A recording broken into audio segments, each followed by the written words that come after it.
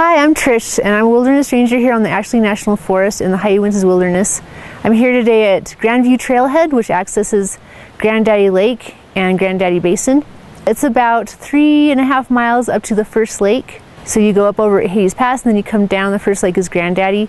This is probably our most popular trailhead on the south slope, just because of the access. It's closest to Salt Lake, and the hiking is not that bad.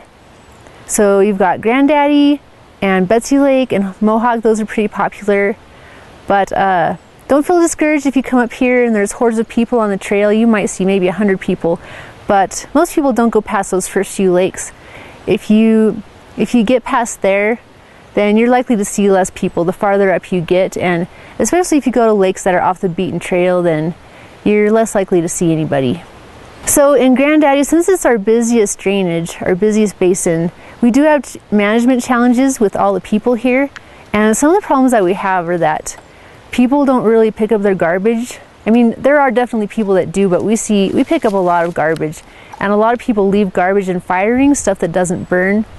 So I just like to encourage anyone that comes up here to be especially vigilant about that, about being clean, because it's such a busy area.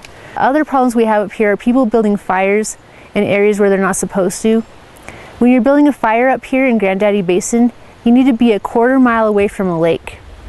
And the reason for this is that people camp so frequently next to the lakes that the areas have been just trammeled and beat down, and so there's no firewood left in those areas. And so we're trying to give those areas a chance to rehabilitate themselves and become natural again so that it regains its wilderness character. Going along with that, you need to be camping at least 200 feet from water. If you're not building a fire, you can camp closer to the lake at 200 feet. And so that's something to keep in mind if you wanted to be closer to the lake. But please read our wilderness regulations and try to follow them so that we can maintain this place and keep it wild, and that it can stay beautiful for future generations.